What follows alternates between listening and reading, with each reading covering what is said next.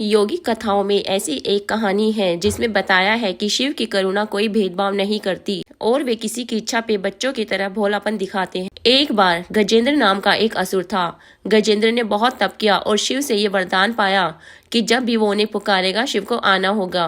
त्रिलोकों के सदा शरारती ऋषि नारद ने देखा कि गजेंद्र हर छोटी छोटी बात के लिए शिव को पुकारता था, तो उन्होंने गजेंद्र के साथ एक चाल चली। उन्होंने गजेंद्र से कहा, तुम शिव को बार बार क्यों बुलाते हो? वह तुम्हारी हर पुकार पे आ जाते हैं। क्यों नहीं तुम उनसे कहते कि वह तुम्हारे अंदर आ जाए और वही रहे, जिससे वो हमेशा तुम्हारे अंदर ही रहेंगे। गजेंद्र को ये बात बहुत अच्छी लगी और फिर उसने शिव की पूजा की। जब शिव उसके सामने प्रकट हुए तो वह बोला, आपको मेरे अंदर रहना होगा, आप कहीं मत जाइए। शिव अपने भोलेपन में एक लिंग के रूप में गजेंद्र में प्रवेश कर गए और वहीं रहने लगे। फिर जैसे जैसे समय बीतता गया, पूरा ब्रह्मांड शिव की कमी महसूस कर रहा था। कोई नहीं जानता था कि वह कहाँ है।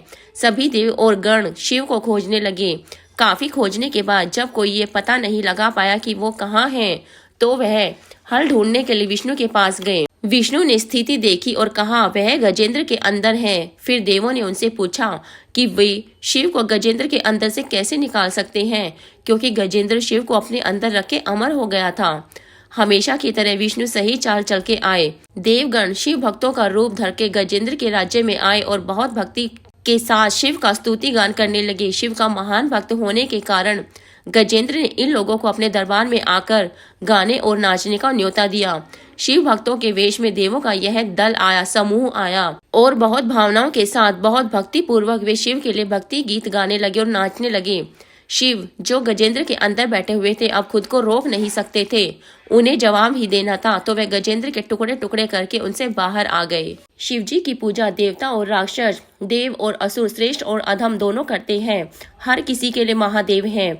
विष्णु भी उनकी पूजा करते थे। विष्णु की शिव भक्ति को बताने वाली एक बहुत सुंदर कहानी है। एक बार विष्णु ने शिव जी से वादा किया कि वो शिव को 1008 कमल अर्पित करेंगे।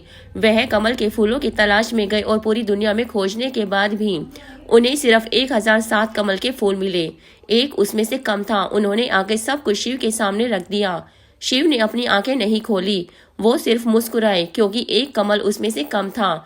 फिर विष्णु ने कहा, मुझे कमल नयन कहा जाता है, जिसका अर्थ है कमल के फूलों की तरह आंखों वाला भगवान। मेरी आंखें किसी कमल की तरह सुंदर हैं, तो मैं अपनी एक आंख आपको अर्पित करता हूँ। और उन्होंने तुरंत अपनी दाहिनी आंख निकाल के लिंग पे रख दी। इस तरह की भेंट से प्रसन्न होकर शिव ने विष्णु को प्रसिद्ध सुदर्शन चक्र दिया।